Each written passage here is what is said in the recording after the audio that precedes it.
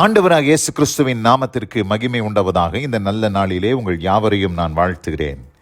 இந்த நாளின் தியானத்திற்கு என்று தெரிந்து கொள்ளப்பட்ட வேத பகுதி யோனா தீர்க்க தரிசன புஸ்தகம் 4ஆம் அதிகாரம் 10-11 வசனங்கள். The book of Jonah, chapter 4, verses 10 and 11. அதற்கு கர்த்தர், நீ பிரயாசப்படாததும் நீ வளர்க்காததும் ஒரு ராத்திரியிலே முளைத்ததும் ஒரு ராத்திரியிலே அழிந்து போனதுமான ஆமணக்குக்காக பரிதபிக்கிறாயே. வலதுகைக்கும் இடதுகைக்கும் வித்தியாசம் அறியாத 120,000 பேருக்கு அதிகமான மனுஷரும் அநேக மிருக ஜீவன்களும் இருக்கிற மகா நகரமாகிய நினிவேவுக்காக நான் பரிதபியாமல் இருப்பேனோ என்றார். ஆமேன். பிரியமானவர்களே, நான் வாசிக்க கேட்டதான இந்த வார்த்தைகள் தேவனும் யோனாவும் சம்பாஷித்து கொண்ட ஒரு சம்பவம் என்பதை நாம் புரிந்து கொள்ள வேண்டும். எந்த சூழ்நிலையிலே ஆண்டவர் யோனாவை பார்த்து இப்படி பேசுகிறார் என்று சொல்லி நாம் பார்க்கும் பொழுது, நினிவே என்கிற மகா நகரத்தை ஆண்டவர் அழிப்பேன், 40 நாளுக்குள்ளாக தேவனுடைய நியாய தீர்ப்பு அந்த நகரத்தின் மேல் வரும் என்று சொன்ன பொழுது அந்த ஜனங்கள் யாவரும் மனம் திரும்பி விட்டார்கள். மனம் திரும்பினதை தேவன் கண்டு தீங்குக்கு மனஸ்தாபப்பட்டு அழிப்பேன் என்று சொன்ன அந்த நகரத்தை அழிக்காமல் ஆண்டவர் விட்டது நிமித்தம் யோனாவுக்கு அது மிகவும் விசனமாயிருந்தது. தான் சொன்ன வார்த்தை நிறைவேறாமல் போயிற்றே, ஆண்டவர் நான் உரைத்த தீர்க்க தரிசனம் அவமாய் போயிற்றே என்று சொல்லி யோனாவுக்கு மிகுந்த கோபம் உண்டாயிற்று. ஏனென்று சொன்னால் அவர்கள் ஒரு புறமதஸ்தர், புறஜாதிகளின் தேசம். அந்த தேசத்தை யோனா வெறுத்து அவர்கள் அழிய வேண்டும் என்று விரும்பினார். ஆனால் தேவன் அவர்கள் மனம் திரும்பினதினால் அவர்களை அழியாமல் விட்டது நிமித்தம் யோனாவுக்கு மன வருத்தம் உண்டாயிற்று. 4ஆம் அதிகாரம் 1ஆம் வசனத்திலிருந்து வாசிக்கிறேன். யோனாவுக்கு இது மிகவும் விசனமாயிருந்தது. அவன் கடும் கோபம் கொண்டு கர்த்தரை நோக்கி விண்ணப்பம் பண்ணி, கர்த்தாவே, நான் என் தேசத்தில் இருக்கும்போதே நான் இதை சொல்லவில்லையா? இது நிமித்தமே நான் முன்னமே தர்ஷிஷுக்கு ஓடிப்போனேன். நீர் இரக்கமும் மன உருக்கமும் நீடிய சாந்தமும் மிகுந்த கிருபையும் உள்ளவர், தீங்குக்கு மனஸ்தாபப்படுகிறவருமான தேவன் என்று அறிவேன். இப்போதும் கர்த்தாவே, என் பிராணனை என்னை விட்டு எடுத்துக்கொள்ளும். நான் உயிரோடு இருக்கிறதை பார்க்கிலும் சாகிறது நலமாயிருக்கும் என்றான். இத்தனை லட்சம் மக்கள் அந்த ஊரிலே, அந்த நகரத்தில் இருந்து 120,000 பேருக்கு அதிகமான மனுஷர், அந்த மக்களெல்லாம் உயிரோடு காப்பாற்றப்பட்டார்கள்.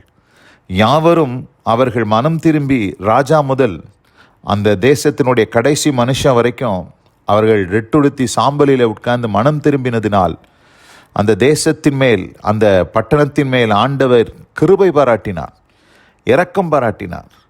ஆனால் இங்கே யோனாவோ அவர்கள் அழிய வேண்டும் என்று விரும்பி, அவர்கள் அழியாததினால் தான் அழிந்து போனாலும் பரவாயில்ல, நான் செத்தாலும் பரவாயில்ல, நான் செத்து போகிறேன், அவங்களுக்கு பதிலாக நான் சாகிறேன் என்று சொல்லி அந்த கோபத்திலே அவர்களை தேவன் அழிக்கவில்லை என்ற அந்த கோபத்தில் தன்னை அழித்து விடும்படி, தன்னை சாகடிக்கும்படி, தன் பிராணனை எடுத்துக்கொள்ளும்படி இங்கே கர்த்தரிடத்தில் வேண்டுகிறார். அதற்கு கர்த்தர் என்ன சொல்கிறார் பாருங்க, 4ஆம் வசனத்தில். அதற்கு கர்த்தர், நீ எரிச்சலாய் இருக்கிறது நல்லதோ என்றார்.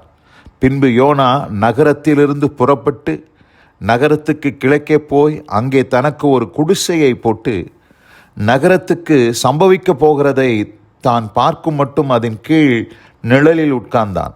அப்போ கூட யோனாவுக்கு ஒரு மனம் வரவில்லை. அந்த நகரத்திற்கு என்ன சம்பவிக்கும், ஏதாச்சும் நடக்குமா, அந்த நகரத்தை ஆண்டவர் அழிப்பாரா என்று சொல்லி இன்னும் கூட ஒரு எதிர்பார்ப்பு. அவருக்கு எப்படியாகிலும் தேவன் அதை அழித்து விட வேண்டும் என்று சொல்லி ஒரு வாஞ்சை, விருப்பம். அந்த சம்பவம், அந்த நகரத்துக்கு என்ன சம்பவிக்க போகிறது என்பதை பார்க்கும்படி அந்த குடிசையின் நிழலிலே அங்கே யோனா உட்கார்ந்து இருக்கிறார். 6ஆம் வசனத்திலே, யோனாவுடைய தலையின் மேல் நிழல் உண்டாயிருக்கவும் அவனை அவனுடைய மனமடிவுக்கு நீங்களாக்கவும் தேவனாகிய கர்த்தர் ஒரு ஆமணக்கு செடி, அந்த ஆமணக்கு செடியை முளைக்க கட்டளையிட்டு அதை அவன் மேல் ஓங்கி வளர பண்ணினார். அந்த ஆமணக்கின் மேல் யோனா மிகவும் சந்தோஷப்பட்டான். இப்போ யோனாவுக்கு ஒரு பெரிய சந்தோஷம். இதுவரைக்கும் எரிச்சலாக இருந்த யோனா ஒரு சின்ன காரியம், ஒரு ஆமணக்கு செடி என்பது ஒரு சாதாரண ஒரு காரியம். அந்த ஒரு சின்ன காரியத்தில் அவருக்கு பெரிய சந்தோஷம். அந்த சந்தோஷத்தில் அவர் லயித்து இருக்கிறார். அவர் லயித்து போய் அந்த சந்தோஷத்தில் அவர் உட்கார்ந்து இருக்கும் பொழுது 7ஆம் வசனத்தில் வாசிக்கிறோம், மறுநாளிலோ கிழக்கு வெளுக்கும் நேரத்தில் தேவன் ஒரு பூச்சியை கட்டளையிட்டார். அது ஆமணக்கு செடியை அரித்து போட்டது, அதனால் அது காய்ந்து போயிற்று என்று பார்க்கிறோம்.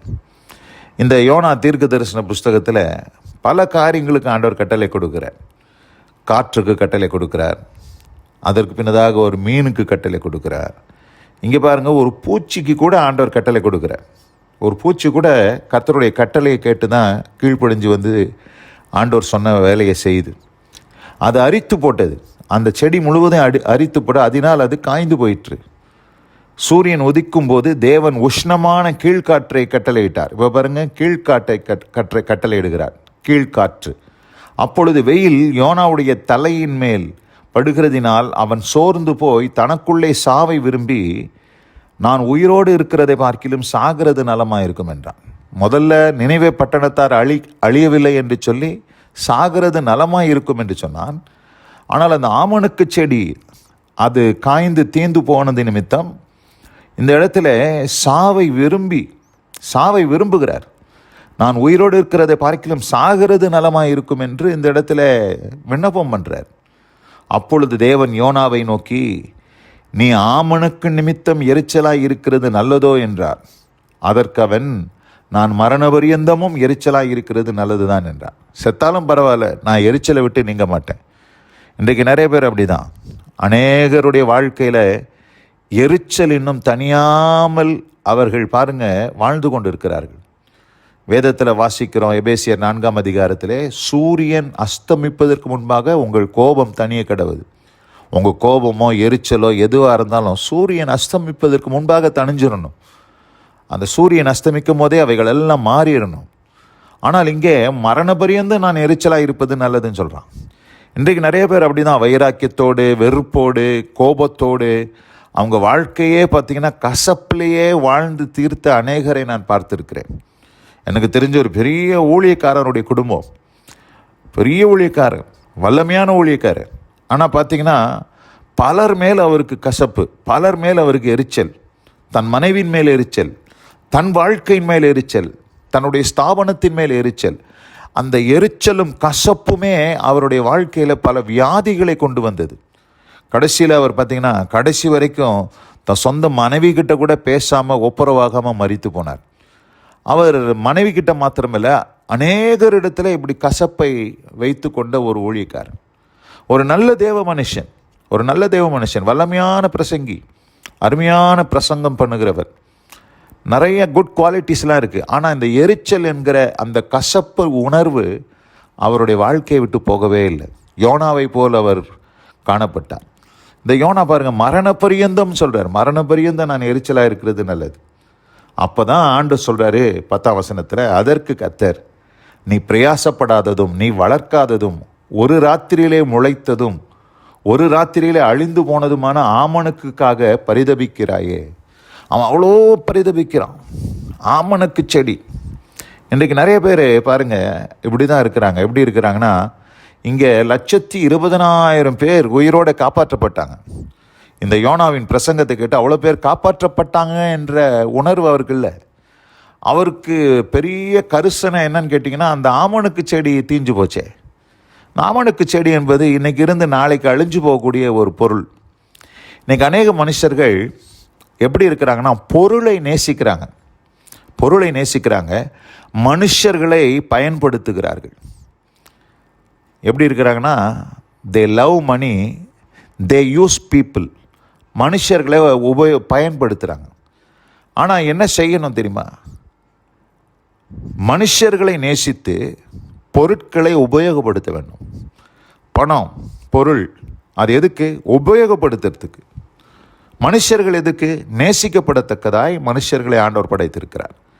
ஆனால் இன்னைக்கு எல்லாமே தலைகீழாக மனுஷன் செய்கிறான். எப்படி செய்கிறான்? மனுஷர்களை பயன்படுத்தி கொள்வதற்கு அவர்களை யூஸ் பண்ணுறான். மனுஷர்களை யூஸ் பண்ணுறான், பொருட்களை நேசிக்கிறான். They love money, they love things. இன்றைக்கி மெட்டீரியல் திங்ஸ், இன்றைக்கி உலகத்தில் இருக்கக்கூடிய காரியங்களை நேசிக்கிறாங்க. அப்படியே பொருள் ஆசை. இந்த யோனாவுக்கும் இந்த ஆமணக்கு செடி மேல் அவ்வளோ ஆசை இருந்துச்சு. ஆனால் மனுஷர்களை குறித்து அவனுக்கு கவலை இல்லை. ஆனால் தான் ஆண்டவர் பாருங்கள் 11ஆம் வசனத்தை சொல்கிறாரு, வலது கைக்கும் இடது கைக்கும் வித்தியாசம் அறியாத 120,000 பேருக்கு அதிகமான மனுஷரும் அநேக மிருக ஜீவன்களும் இருக்கிற மகாநகரமாகிய நினைவுக்காக நான் பரிதபியாமல் இருப்பேனோ. நீ இந்த ஒரு ஆமணக்கு செடிக்காக இவ்வளோ பரிதபிக்கிறாயே, நான் இத்தனை மக்களுக்காக பரிதபியாமல் இருப்பேனோ என்று சொல்கிறார். பிரியமான இந்த அருமையான இந்த நல்ல நாளில் கூட பொருட்களை நம்ம நேசிக்க வேண்டாம், மனுஷர்களை நாம் நேசிக்க வேண்டும். இன்றைக்கி நிறைய பேர் பாருங்கள், பொருளுக்காக சில பணத்துக்காக மனுஷர்களை வெறுத்து, மனுஷர்களை கசந்து, மனுஷர்கள் மேல் மரண பரியந்த எரிச்சலாக இருக்கிறாங்க. தயவு செய்து இந்த செய்தியை கேட்ட அன்பான சகோதரியே, பொருட்கள் அழிந்து போகக்கூடியவைகள். உங்களுடைய பணம் அழிஞ்சு போகக்கூடியது, உங்களுடைய சொத்து அழிஞ்சு போகக்கூடியது. சொத்து நிமித்தம் எத்தனை பேருக்கு குடும்ப பகை, குடும்பத்தில் விரிசல், குடும்பத்தில் பார்த்திங்கன்னா சமாதான கேடு, பேச்சுவார்த்தையே இல்லை, முகத்தை திருப்பி கொண்டு போகிற அனுபவம், கசப்புணர்வோடு வாழ்ந்து கொண்டு இருக்கிறார்கள். நான் சொல்கிறதெல்லாம் அழிந்து போகக்கூடிய ஒரு ஆமணக்கு செடியை போல மனுஷர்களை நாம் நேசிக்க வேண்டும். அதை தான் இங்கே ஆண்டவர் இந்த அதிகாரிகளை சொல்கிறார். இந்த அருமையான இந்த நல்ல நாளில் கூட இந்த வார்த்தையை கேட்டவங்க ஒவ்வொருவருக்கும் அப்படிப்பட்ட அனுபவத்தை தேவன் தந்தருள்வராக. God bless you all. ஆமேன் ஆமேன். ஜெபிப்போம். எங்கள் அதிகமாக நேசிக்கிற எங்கள் அன்பின் பரலோக பிதாவே, வலது கைக்கும் இடது கைக்கும் வித்தியாசம் அறியாத 120,000 பேருக்கு அதிகமான மனுஷருக்காக, அநேக மிருக ஜீவன்கள் இருக்கிற இந்த மகாநகரமாகிய நினைவுக்காக நான் பரிதபியாமல் இருப்பேனோ என்று கர்த்தர் சொன்னது போல, நாங்கள் எங்களை சுற்றியுள்ள மக்களுக்காக, எங்களுடைய இனஜன பந்துகளுக்காக, ஆண்டவரே எங்கள் இரத்த சம்பந்தமானவர்களுக்காக, சபையில் இருக்கக்கூடிய சகோதரர்களுக்காக, எங்கள் அக்கம் பக்கம் வீடுகளில் இருக்கிறவர்களுக்காக நாங்கள் நேசிக்கிறவர்களாய் இருக்க கிருபை செய்யும். பொருட்களுக்காக நாங்கள் மனுஷர்களை பகைத்து விடுகிறவர்களாய் இராதபடி எங்களை காத்துக்கொள்ளும். ஆண்டவரே, இந்த யோனா ஆண்டவர் எரிச்சல் அடைகிறவனாக இருந்தான். அப்படிப்பட்ட அனுபவம் எங்களுக்கு வேண்டாம் ஆண்டவரே. நாங்கள் சாந்தமுடையவர்களாக இருக்க கிருபை செய்தலும் ஆசீர்வதியும். வசனம் கேட்ட பிள்ளைகள் ஒவ்வொருவருக்கும் அப்படிப்பட்ட அனுபவத்தை தாரும். இயேசு கிறிஸ்துவின் நாமத்தில் பிதாவே. ஆமென் ஆமென்.